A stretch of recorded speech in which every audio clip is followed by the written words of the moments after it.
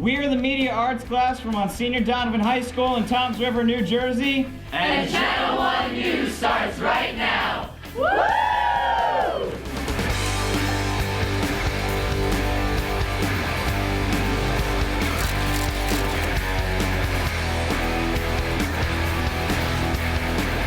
Thanks to Monsignor Donovan. That was a nice wave. I'm Scott Evans. It's Thursday, February 16th. Just ahead, we'll have a story about how music is helping some very talented young people feel connected. But first, we'll check in with Sharon Song with a look at what's making news today. So what's up, Sharon? All right, thanks, Scott. So the man expected to be China's next leader has been getting VIP treatment in Washington, but he also took a visit to the nation's heartland. China's Vice President Xi Jinping is expected to become the president of the communist country next year. He spent most of this week meeting with U.S. leaders. One of the big topics, trade. Many of the products we buy are made in China, but the country has been accused of fudging the value of its currency to keep the price of its products low. Yesterday, Xi left D.C. for rural Iowa, returning to the town where he stayed with a family during a visit in 1985. Sarah Landy says back then, she slept in a teen boy's bedroom. He was treated just like one of us. He stayed in a room with Star Wars wallpaper? Yes, that's right. Just in the kids' room. So President Obama is hoping a little competition and cash will help schools get the best teachers possible. The White House is proposing a new version of the administration's Race to the Top program. States and school districts will compete for grant money. That money will be used to boost teachers' salaries, reward good teacher performance, and improve teaching colleges. The $5 billion for the program is included in the president's federal budget, which was sent to Congress this week. Today, the country's top dog got a top honor, ringing the opening bell at the New York Stock Exchange. But some say the Westminster Dog Show champ is really just a little hairball with legs. The fourth Pekingese ever to win Best of Show at the Westminster Kennel Club competition. We were definitely rooting for the Pekingese. He's so beautiful and one of a kind. But not everyone's a fan. I think the Pekingese is really ugly. Critics on Twitter complain the dog looks more like a dust mop or a troll doll. I don't know. I think my Shih Tzu can take on that Pekingese. All right, Scott, back to you. Oh, I believe you. I've seen Sharon's pooch, and she means business. All right, now it's time for your turn. Earlier this week, we asked, do you think you get enough sleep every night? Some of you guys weighed in on our website and Facebook pages. K2 says, I think I get enough sleep. The people that don't get enough sleep don't because at night they spend their time on Facebook, Twitter, or other technology. But Richard Roberts at Monsignor Donovan High School has a different take and uploaded this video. Between homework in all my classes, studying, and all my extracurriculars, I know I don't get enough sleep each night. But I don't see a way to keep my grades up and keep doing the things that I love and get enough sleep that everybody's telling me to get. Maybe if we pushed schools to start an hour, half an hour later, students will be able to get more sleep and they may even be able to do better in school. We had a ton of other interesting comments, so thanks to everybody who wrote in, and I think it's safe to say I should be getting some more sleep.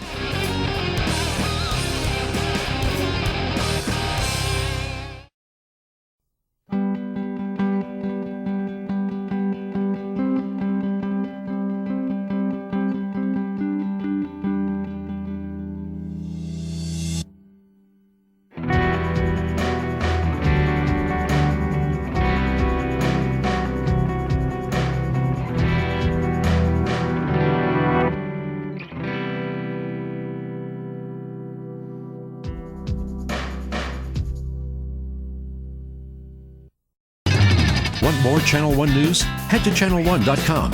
Weigh in with your thoughts on the day's stories or upload a video of your own. Play games, take quizzes, and share them with your friends. Enter sweepstakes for the chance to win great prizes. And check out right now our blog that gives you an inside look. You can even take the best of Channel 1 news with you by downloading our app and connecting with us on Facebook or Twitter.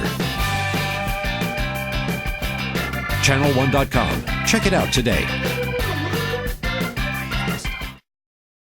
Keep the Drive, a program of the Allstate Foundation, presents today's Ride On. For more information about smart teen driving, check out keepthedrive.com.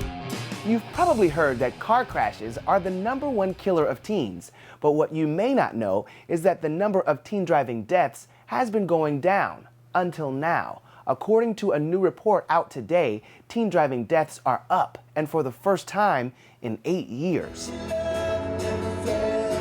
It's just a shock. Like, you don't think that something like this would happen to a 16-year-old boy.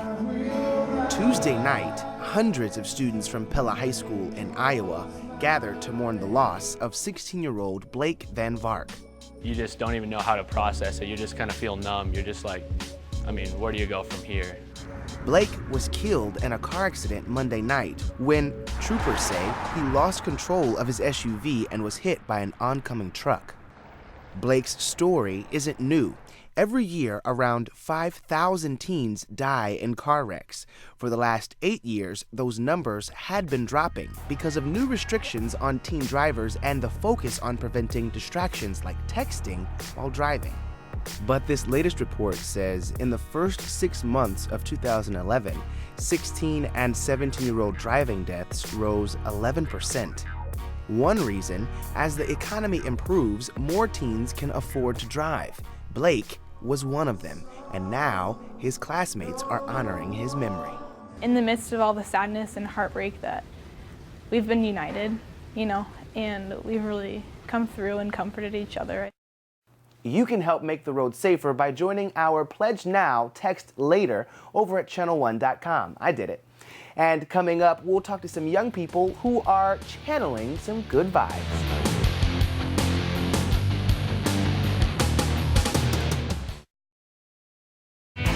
Hi, I'm from the upcoming movie, The Hunger Games. We want to give you the chance to win tickets to the premiere of our new movie. Go to teen.com to enter, and don't forget to catch The Hunger Games on March 23rd.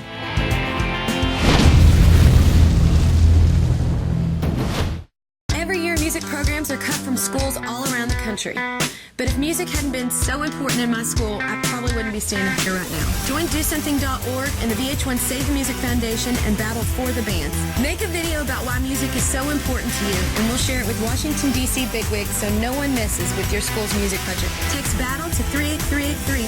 Plus, you can win awesome prizes like scholarships for college. Let's do something to save the music. Go to DoSomething.org/battle and join Battle for the Bands right now. Managing people isn't easy. The Army's taught me how to lead people with different personalities, strengths, and weaknesses. I love my job. I am proud to be an African-American soldier serving in the U.S. Army. The U.S. Army salutes Black History Month. The United States Army presents Black History Month. This weekend, a memorial service will be held for legendary singer Whitney Houston. But before she became a huge star, Whitney got her start singing in her church choir. And her mother, Cissy Houston, is a famous gospel artist. And Shelby Holiday found a new generation of singers inspired by gospel music. To the world, this choir is known as Gospel for Teens. But to the teens in the choir, it's better known as The Family. Why do you call it The Family? Because that's how we are. Like, we're so close that we're like a family. So the choir, the family, my family, we all love each other. Every week, David Moses and Shaquilla Roberts meet up with others in the family to sing at the choir's Harlem headquarters in New York City. Behind each voice is a teen with a unique story.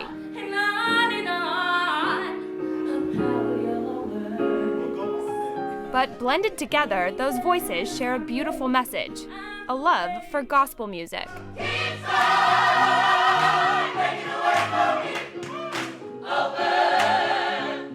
from my point of view, I believe gospel is a message from God to tell you that you're okay. Expressing emotions is what gospel is all about, no matter how tough things get. Recently, my cousin, Emmanuel, just passed not too long ago. And when I came to a rehearsal, there was one song that we were singing, a song called Go Down Moses. And because I was releasing all of my anger into the song, that everything just popped. Like, I started smiling at everything. Like every family, Gospel for Teens has a mother too. Her name is Vi Higginson, also known as Mama Vi. One of the things that I love that Mama says all the time before we start singing, leave all that drama and sadness out the door. Mama Vi's #1 rule is simple. Let go of your troubles to let in gospel. We have to let that go so we can let in these words and these feelings and these emotions. Teenagers these days actually go through more stress. Why? Because a lot of them hold things back when there is something going on with them. So she makes it shake, get rid of all the stress. But for these teens, gospel is more than just music. It's also history. The first gospel songs came from slave times because the first thing that black people were allowed was to sing and dance, and through song they communicated with each other without the slave masters knowing what they were talking about. So have you learned about your ancestry and your history because of this choir? I have, yeah. I appreciate it a lot more now. So has being in choir translated to other areas of your life? It helped me get my grades higher because I was failing in class. Why? Because I felt like I didn't want to be there. Now I'm more outgoing, and actually my grades are so great that I'm now on the honor roll. The choir practices every Friday. And all that practice pays off. People from all over come to watch them perform.